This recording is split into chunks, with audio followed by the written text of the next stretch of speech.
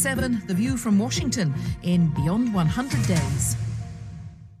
We need double-side recovery right now. In a world of complex global...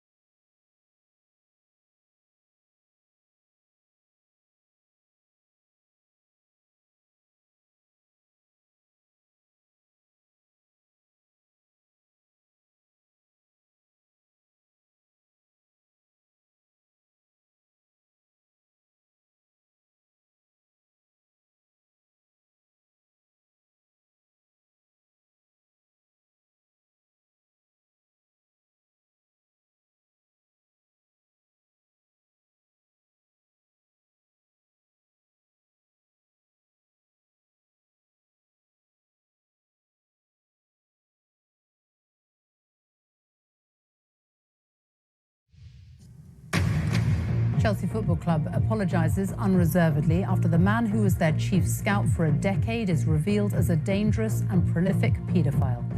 Eddie Heath preyed on children as young as 10 during the 1970s. One of his victims says he was groomed from the age of 13. Everyone at a young age wanted to play professional football, as they do now. No one asked for this to happen. Our dreams, our livelihoods, our life has been just basically ruined. A separate investigation also found that black players were racially abused by a coach in the 1980s and 90s. Also tonight, the Prime Minister welcomes his first EU leader to Downing Street, Estonia's Prime Minister, but his message to Brussels remains uncompromising. The courts told the 6-year-old allegedly pushed from the 10th floor of the Tate Modern broke his back and suffered a bleed on the brain. Shoring up the dam in Derbyshire, some residents are finally allowed to go home 5 days after it threatened to burst. And the first black woman to win the Nobel Prize for Literature, the American novelist Toni Morrison, has died at the age of 88. And coming up on BBC News, Rooney returns. The former England captain will leave DC United in the USA at the end of this year to join Derby County as player coach.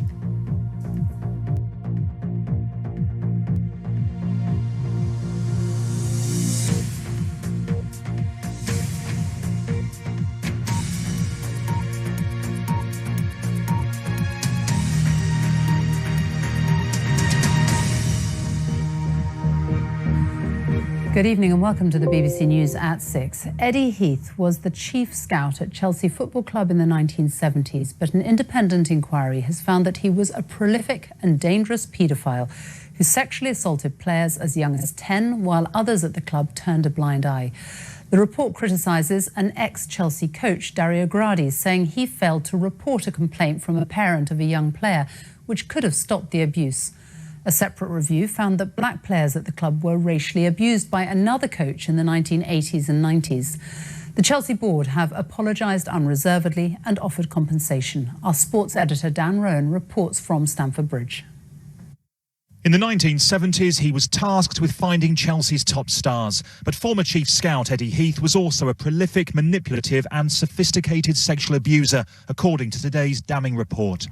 Gary Johnson was one of 23 former youth players who told an inquiry they were abused by Heath, who died in 1983. Going public about his ordeal 3 years ago triggered the scandal, and today he told us of the impact it's had. Everyone at a young age wanted to play professional football, as they do now. No one asked for this to happen. Our dreams, our livelihoods, our life has been just basically ruined. But could the club have done more? The inquiry found that former assistant manager Dario Gradi failed to report a complaint of sexual assault against Heath, and a chance to prevent him from abusing others was lost. Gradi, who's previously denied any knowledge of the crimes of another paedophile, Barry Burnell, at his current club Crewe in the 1980s, claimed he did refer the case up and denied trying to smooth over the matter. The review added that some adults at Chelsea must have been aware of Heath's lewd behaviour, but turned a blind eye to what they saw. You just feel horrified that, you know, he had access to everywhere. The people at the club knew of him, knew about him, and just shrugged their shoulders, you know. The The review heard that boys aged between 10 and 17 were abused by Heath, with 15 reporting serious sexual assault, including rape. One victim said the scout was known as Nightmare Eddie, with boys fearful because of the influence he wielded over their careers. Today, Chelsea issued a statement saying the club apologises unreservedly for the terrible past experiences of some of our former players. Heath's conduct, they said, was beyond reprehensible. The report details how abuse was able to occur unchallenged and the life-changing impact it had on those affected. Meanwhile, a second report published today heard evidence from 22 people and found that former Academy director Gwyn Williams subjected young black players to racist remarks on a routine basis in the 80s and 90s. He denies any wrongdoing. Today, one former victim of racial abuse told us of his time as a youth player at the club. It was terrible. There wasn't any support. There was no one to go to, especially, like I said, my time there, my first year and a half. I would go into the showers and be ridiculed, and so there was expectations of... I put expectations on myself because of the ridicule I got. Chelsea said the reviewers concluded that numerous accounts given of severe racially abusive behaviour towards young players historically were credible. As a club, we want to apologise to all players who experienced this deeply shocking behaviour. Chelsea have now set up a compensation and support scheme, and safeguarding has been overhauled since the days of Eddie Heath. But years on, the abuse that some of the most vulnerable here suffered continues to cast a shadow over one of the country's biggest clubs. It's important to note that the scale of this scandal only emerged 2.5 years ago, when it was revealed that Chelsea had insisted on a gagging clause in a compensation settlement that they reached with one of Heath's victims. But nonetheless, they will now hope that by shining a bright light into the dark corners of the club's history, as they put it today, it will demonstrate that they're finally willing to tackle this head on. Nonetheless, it's a dark day this for the club, for Dario Gradi, whose long career in the game is now in jeopardy. He's been suspended by the FA for the last 2 years, and indeed for the game as a whole, because this extends well beyond Stamford Bridge, of course. Since allegations of child sex abuse first emerged in 2016, hundreds of clubs have been implicated. There's been some very high-profile court cases involving some top clubs and convictions of paedophiles, and this just the latest reminder of why the FA describes it as the gravest crisis in the game's history. Dan Rowan, thank you. The government has rejected claims that it's unwilling to negotiate with the EU and that it wants talks to fail to allow a no-deal Brexit. EU negotiators have told diplomats that Westminster is expecting to leave without a deal at the end of October. They've accused the UK of refusing to compromise. Downing Street says the EU needs to change its stance. Here's our political correspondent, Ben Wright. Almost 2 weeks after becoming Prime Minister, Boris Johnson met his first EU leader today, his counterpart from Estonia. Why aren't you negotiating in Brussels, Prime Minister? Have you given up on trying to get a deal? Brexit talks are deadlocked. The EU insists the withdrawal agreement is closed. Ministers here say it has to be changed. Well, one thing is clear. The old deal that was negotiated has failed to pass the House of Commons 3 times now, so we do need a new approach. And whatever happens, while we remain ready and willing to negotiate, the EU must appreciate that we're leaving on October the 31st, deal or no deal. The huge disagreement is Ireland and the backstop intended to prevent a hard border after Brexit. Boris Johnson says it must be scrapped from the withdrawal deal completely, but speaking in Belfast, the Irish Prime Minister said a no-deal Brexit on October the 31st would solve nothing. There are people who perhaps have become frustrated with the Brexit process, and they're almost saying to themselves, at least if we've no deal on the 31st of October, it's all over and it's all done. What I'm saying is that it doesn't end on the 31st of October. If we have no deal, we're going to have to talk, and the first things on the agenda are going to be citizens' rights, the financial settlement and the solutions to the Irish border. By ramping up plans for a no-deal Brexit, Boris Johnson hopes to convince Brussels he's serious about walking away. He wants that threat to persuade the EU to negotiate a new deal. If there isn't one, then Number 10 is emphatic. The UK will be leaving anyway on October the 31st. And with an early election possible, Boris Johnson believes pro-Brexit voters are behind him. But it's a strategy fraught with risk. And if the EU doesn't budge and a no-deal Brexit becomes government policy, a showdown with Parliament is certain when MPs return. we're now in a position where it seems that Boris is hurtling towards a no-deal Brexit, and we have to do everything now within our power, working cross-party, to stop the prospect of a no-deal Brexit. MPs are taking a break from Westminster at the moment, but there are Tories too, preparing for a fight after the summer. I think it's increasingly clear that Parliament will have to act, because the reckless behaviour of the Prime Minister in terms of a no-deal Brexit is something that Parliament will have to take seriously. This is the way. Aye. As it stands, both Boris Johnson and the EU say the other side is the problem. 3 years after the Brexit referendum, compromise has rarely looked more distant. Ben Wright, BBC News, Westminster. The 6-year-old boy who was allegedly thrown from the 10th floor viewing platform at London's Tate Modern suffered a fractured spine and a deep bleed in his brain. He also broke his legs and arms. The details of his injuries emerged in court today as a teenager who can't be named because of his age appeared charged with attempted murder. Our correspondent Dan Johnson is outside Bromley Youth Court for us now. Dan.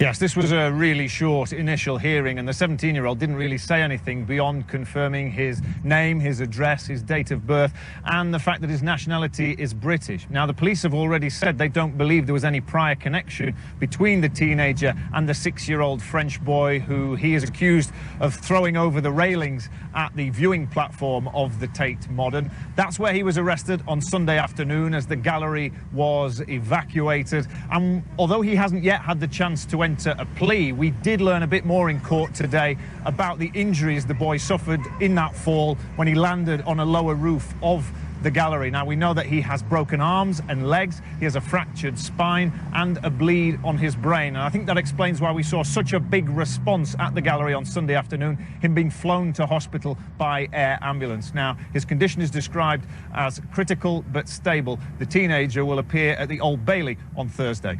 Dan, thank you.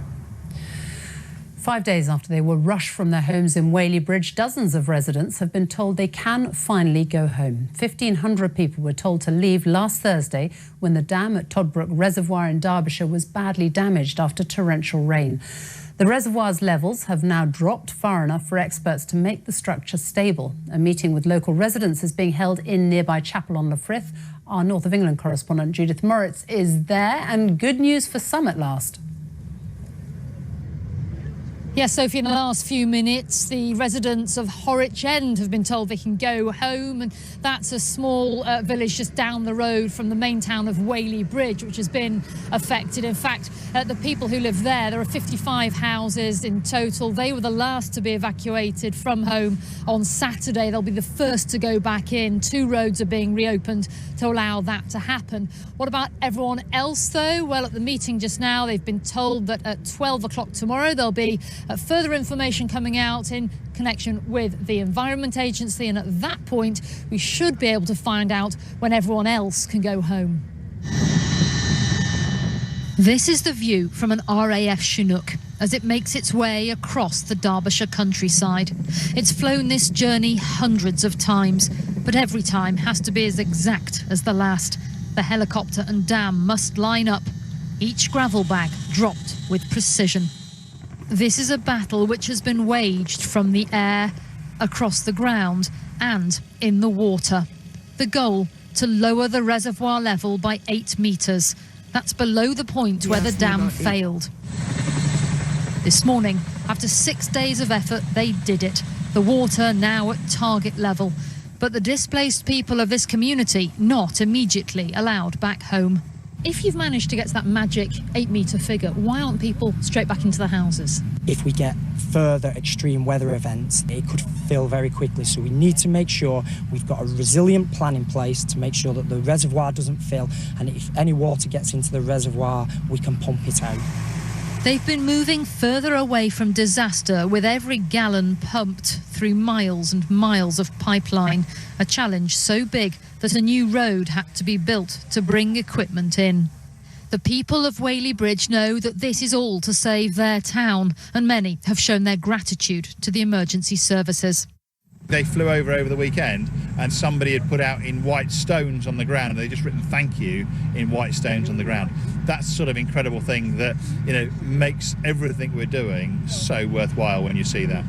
But there's been frustration too. 6 days of dam rescue has also meant 6 days away for 1,500 people who were evacuated from their homes and businesses.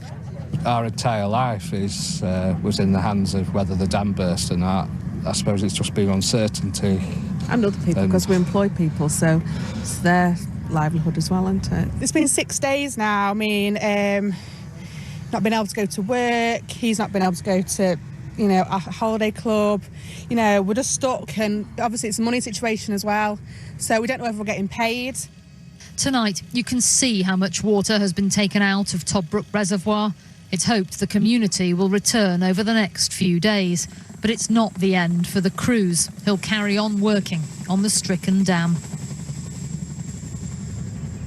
Well, the water levels continue to drop. I'm told they've now fallen by 9.5 metres, and the Canal and River Trust, which operates the dam, says that by looking at the lower water level now, they haven't seen any further damage than that they expected. Temporary repairs, as you've seen, are continuing. The permanent repair, though, that is a bigger question. No one yet is able to confirm what the plan for that will be. Judith, thank you. The time is very nearly 6:15. Our top story this evening. Chelsea Football Club apologises unreservedly after the man who was their chief scout for a decade is revealed as a dangerous and prolific paedophile. And coming up, trading the sunny pitches of the US for Derby County. Wayne Rooney will join the Rams from January.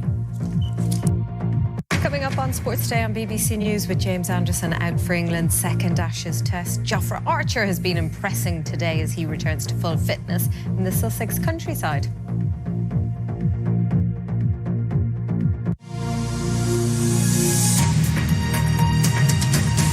Since the beginning of this year, more than 100 MPs say they've had to contact the police because of threats and abuse they have received.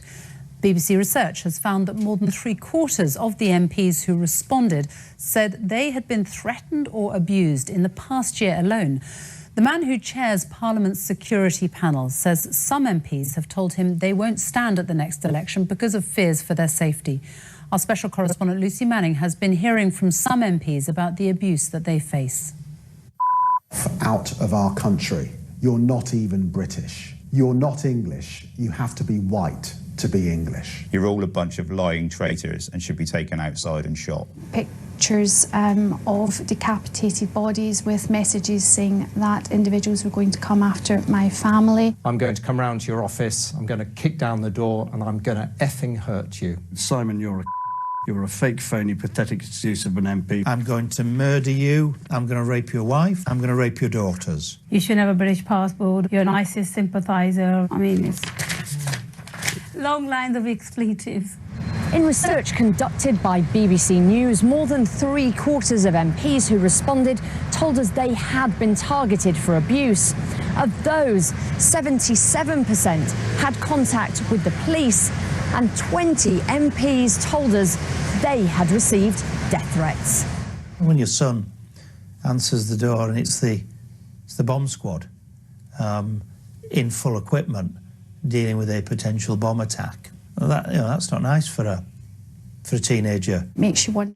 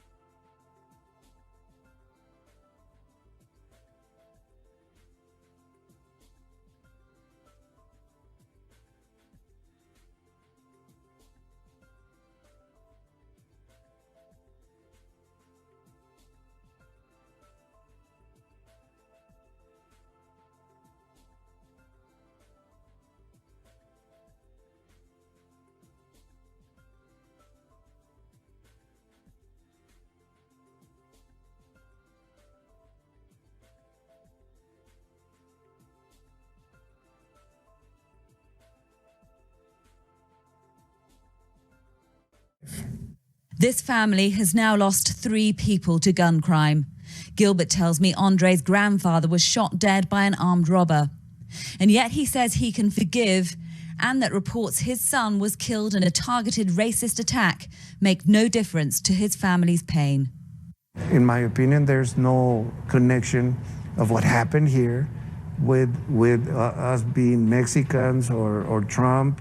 He just wants to remember his son and all that he achieved. No, he's no longer with us, but he's in a better place. Sophie Long, BBC News, El Paso.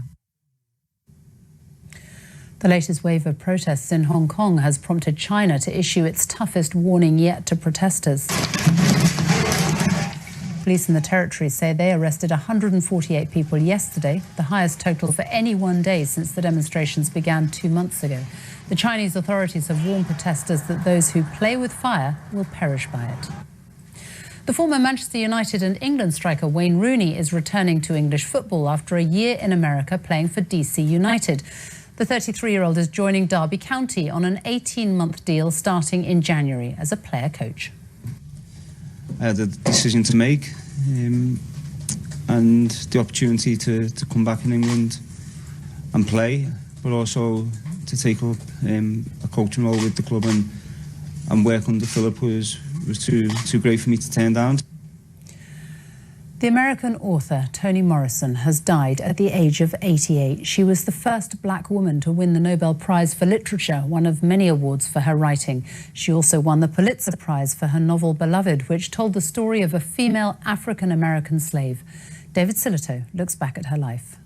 I don't mean that there were no narratives that slave women told, and there was no information about them. I mean, it wasn't the narrative in literature. My effort in saying Beloved to do that, to talk about a woman who had to make some choices. Toni Morrison and Beloved, a story of slavery and grief, the sort of book Toni Morrison wanted to read but had to write herself. 30 years on, its success is more than about just sales or being part of the school syllabus. It's what it's done to help tell the untold. She had the ability and the genius to create a world that had not existed before. And not only that, a quintessentially American world. She is an American writer. She's an African-American writer. There's my house. Toni Morrison had grown up in Lorain, Ohio, and she made it to Cornell University. Her grandparents had been sharecroppers in the Deep South. You could go to jail or be fined if you were white and taught a black person to read. That says it all about reading. So my family took the whole thing very seriously. It was like a revolutionary act. She began writing in the 60s. Her first novel, The Bluest Eye, was a story of childhood, black childhood, in a white world. Each night without fail she prayed for blue eyes. Fervently for a year she had prayed. 23 years later, Toni Morrison was awarded the Nobel Prize for Literature. Just one of a mantelpiece full of awards.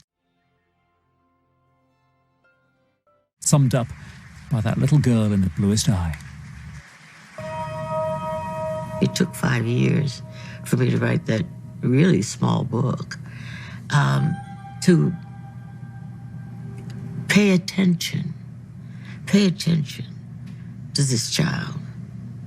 It maybe she's in difficulty. She's obviously hurt. She's abused and misused. But take her seriously, please. The writer, Toni Morrison, who has died at the age of 88. Time now for a look at the weather, though I'm not sure you're going to want to look at what's coming our way. Matt Taylor? To look away now, I think she said. Yeah, let's give you a quick heads up for the end of the week first and switch the word August for autumn, and this pressure chart will probably look a bit more in place. But a deep area of low pressure spinning our way for Friday and to Saturday.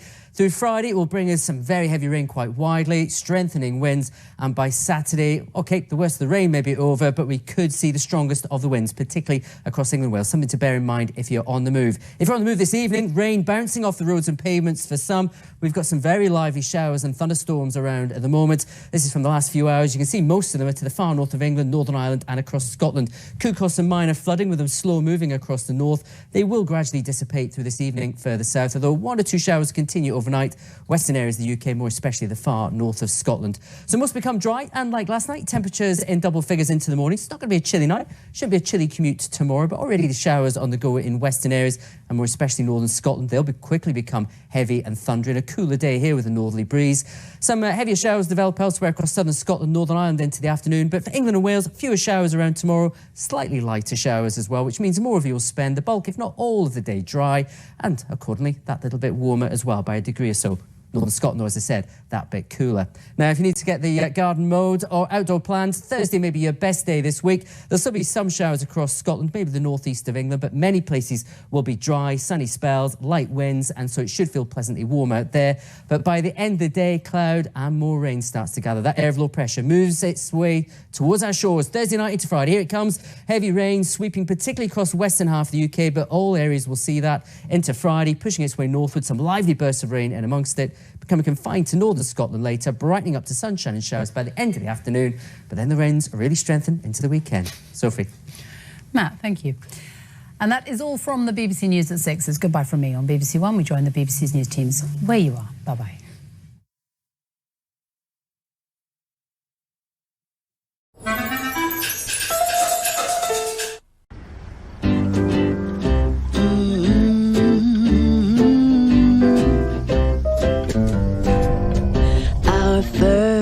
Moonlight kiss, the stars granted my wish. I've only dreamed this fantasy, a reverie that came to be.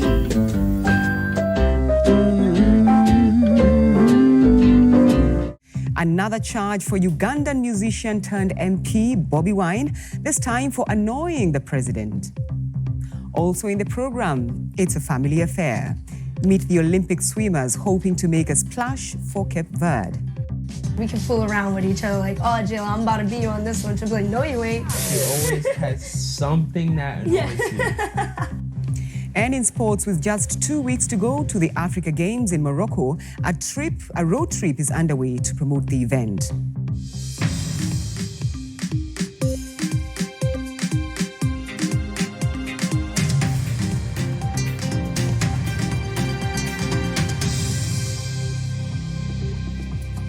Thanks for joining us on Focus on Africa from BBC World News. There is outrage in the Gambia over plans to release 3 hitmen who confessed to carrying out a series of assassinations under the orders of former President Yahya Jammeh. The 3 are members of a paramilitary group known as the Junglers. Malik Jatta, Omar Jallo and Amadou Badji confessed to being government assassins. Now, the revelations came at a Truth and Reconciliation and Reparations Commission hearing set up by the current president, Adama Barrow, in December 2017 after he came into power. But the first hearing did not begin until January this year. Since then, at least 50 people have given evidence to the TRRC, and it will run for 2 years. The BBC's Thomas Nadi reports. Enoch Amu Mensah was 10 years old when his father was killed in the Gambia. He was one of the intended release of the 3 men. The real man behind it is what we have to deal with, the Jammeh. If Jammeh didn't say that killed them, they won't do that. Are you getting the So to me, with their release, I think it's a fair deal, but we need to go for what they call it, the real man, who's the Jammeh. The 3 men appeared before the country's Truth, Reconciliation and Reparations Commission 2 weeks ago. The whole truth and nothing but the truth. They confessed to committing dozens of assassinations, including the murder of over 40 Ghanaians. Now they are about to be set free. The 3 men are currently in military custody, and the authorities believe that their release will encourage others to also testify as they seek to establish the truth. But the problem is that they haven't set conditions for their release, and so there are concerns they might leave the country. a move that has angered many of the relatives of the victims in the Gambia. It's been a long time, long year ago. Nobody knows. So at least time it's soon again the justice. It's just need a grass as easy as this. Understand, God? He will affect so many families. To understand what actually happened there, we need to, encourage those people who are responsible for those heinous acts to come forward and then tell the Gambian public what is happening. So in the interest of finding out the truth, I think it was the right decision. After that, it's quite Jame to Justice Ghana campaign group is also unhappy about it. The position of the victims, their feelings should have been taken into account in order that even if that they were going to be released, certain concessions that had to be made should have been explained more to the victims than what we know now. The commission has only been done in Gambia. Thomas Nadi, BBC News. All the hearings are being broadcast in full in the Gambia. I asked Ade Darami from our partner stations QTV what impact these revelations have had on society. If you come to the Gambia or you see the Gambia advertised in Europe or in America, it talks very much about the smiling coast, about this place where everybody's laid back and friendly and so on. And that's very much how people have always seen themselves and to an extent still see themselves. However, the revelations have been of such a brutal, shocking, horrifying nature that it's actually getting people to question themselves to the extent where, if I'm honest, there are even some people who even now keep saying things like the perpetrators could not possibly have been Gambians. I traveled back from Europe just a month ago, and the person sitting next to me on the plane, a professor, a Gambian chap, was saying to me, of course you realize that all the perpetrators can't have been Gambians. And I said, well, the commission has seen 50 plus witnesses. But I think now people are beginning to realize that, yes, it was Gambians doing this mainly to other Gambians and in some cases to foreigners, people from other countries. So the commission itself is called the Truth, Reconciliation and Reparations Commission. So in the light of what's happened with the three so-called... because particularly with the junglers, because of course this was a set of people who were essentially ex-President Jammeh's hit squad. He recruited a certain type of individual, somebody who would be able to carry out work at his behest, mainly eliminations, torture, assassinations, really, of everybody from, political opponents, perceived coupists, to just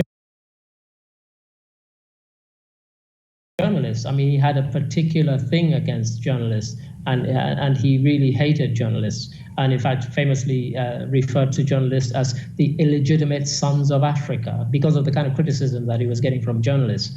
And so, this is the where and why we find ourselves, where we are now. Yeah. How about the reparations part of it? Because usually in tribunals like this, the commissions like this, 2 or 3 of their mandates really never get completed or finished. In fact, in most of them, as a Sierra Leonean, I can tell you that in Sierra Leone, we're still waiting for those to be finished. But, I have a Gambian connection. My father was born here. But in terms of reparations, actually what people are looking for is not financial recompense. Some people have even come to the commission and said, actually, what we would like is an apology for what was done to us or what was done to our family member. I think when you hear the word reparations, there's kind of automatic, you think that people mean cash or some sort of financial recompense. But I've been quite surprised, even shocked, that some people have said that actually, what we want is an apology from the perpetrators, but also an explanation of what happened to our family member. Because what happened in many cases that people disappeared.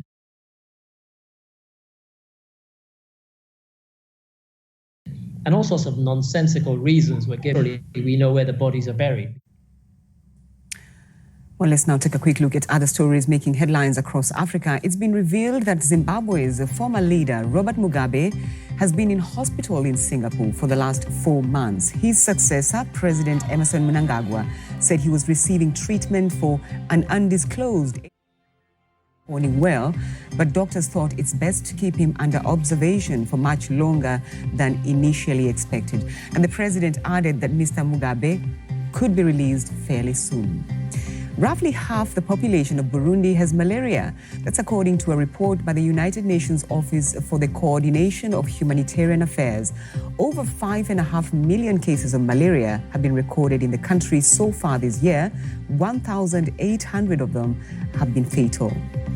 Malawians have taken to the streets in Blantyre, Mzuzu, and Lilongwe to protest over last May's elections. President Peter Mutharika was narrowly elected to a second term, but demonstrators from Human Rights Defenders Coalition say the election was riddled with irregularities and are demanding the resignation of a number of Malawi Electoral Commission officials.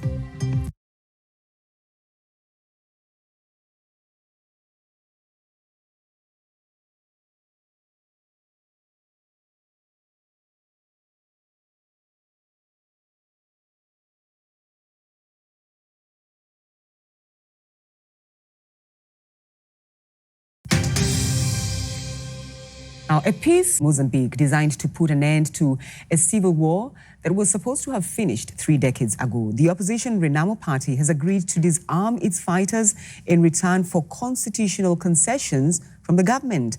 Let's get the latest now on this. I'm joined by Milton Nkosi in Johannesburg. Milton, help us understand why this is significant. This is significant because it brings an end to a 27-year-old civil war in Mozambique. That this one will work. In essence, what has been agreed today is that the rebels Renamo will disarm their troops, their guerrilla army, about 5,200 of them, and also they will be integrated into the military or into civilian life. And the government will also try and cease hostilities against the rebel Renamo. So that is the agreement today. President Cyril Ramaphosa from neighboring South Africa also attended the ceremony. I wonder, though, politically, how this will impact on the country. So the Frelimo, which is the governing party, has been engaged in this on and off civil war with Renamo, and they're hoping that it will unleash the economic development that Mozambique so desperately needs, especially after the cyclone disasters that we saw this year. Remember that the Mozambicans are hoping to hold a general election in October. So this will be the test of this agreement, whether it will hold or not. Within Renamo, there's a breakaway group which is still very much loyal to its former leader, Afonso Dhlakama, who passed away last year in 2017. And they say that they will not disarm. So that will be the test, whether they have the strength to derail this peace agreement, which has been welcomed by regional leaders as well. Milton Nkosi for us in Johannesburg. Thank you. Thank you. Now, the Ugandan musician turned politician Robert Kyagulanyi, also known as Bobi Wine, is facing yet another legal challenge. He's been charged with intending to annoy President Yoweri Museveni. If found guilty, he faces life imprisonment. He's already on trial for treason in a separate case. The BBC's Patient Atuhaire reports from Kampala. The most serious charge is intending to annoy, alarm, and ridicule the president. And this relates to a by-election rally in the northwestern town of Arua, where Bobi Wine and his colleagues are alleged to have refused to get out of the way of the presidential convoy. Someone in the crowd is said to have thrown a stone at one of the presidential cars, and they broke one of the windows. And according to the Penal Code, annoying the president could attract a life sentence. Bobi Wine is charged alongside 36 other people, including 4 other MPs, activists, and ordinary people who were swept up in that dragnet when those arrests were carried out last year. Other charges include inciting violence, and in this case, Bobi Wine is accused of having called on his supporters to physically harm the president. One of the other MPs is also accused of possessing a firearm. Bobi Wine himself still faces other charges in a different court for staging a protest against a law that imposed a tax on mobile money transactions and the use of social media. Patience Atuhaire, BBC News, Kampala. This is Focus on Africa from BBC World News. Still to come, another African player could be on his way to the English Premier League. Find out more in sports.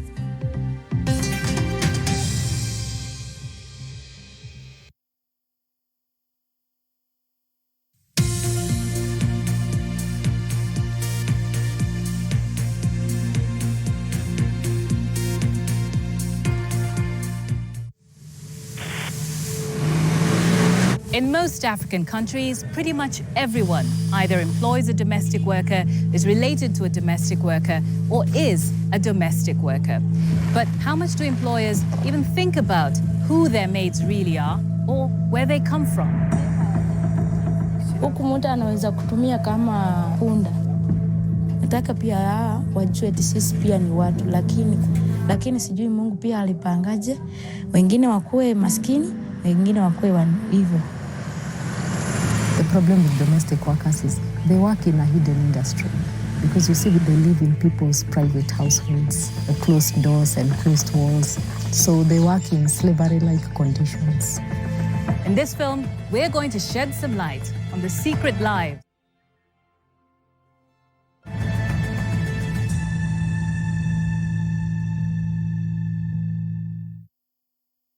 Manchester, I love you.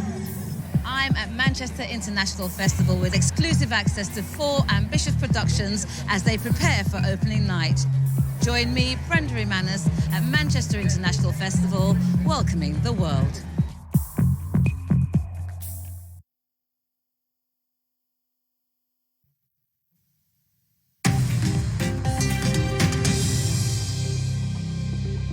I'm Sophie Ikenye, and you're watching Focus on Africa from BBC World News. The top stories on this program: 3 self-confessed to be furious at the decision.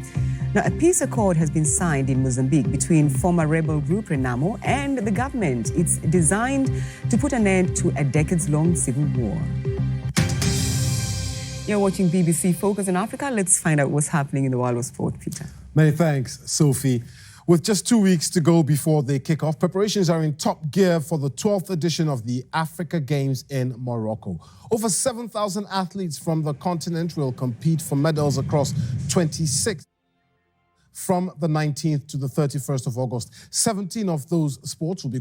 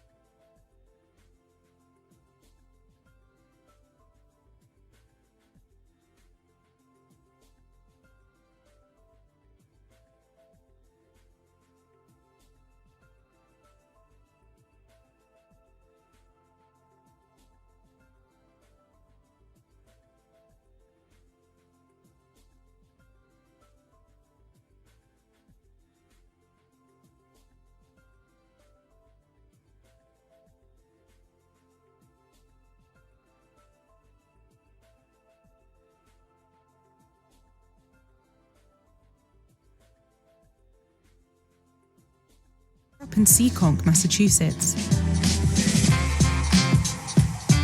But they were discovered by Cape Verdean officials after their mother, who was born in Cape Verde, posted her children's swimming times on Facebook.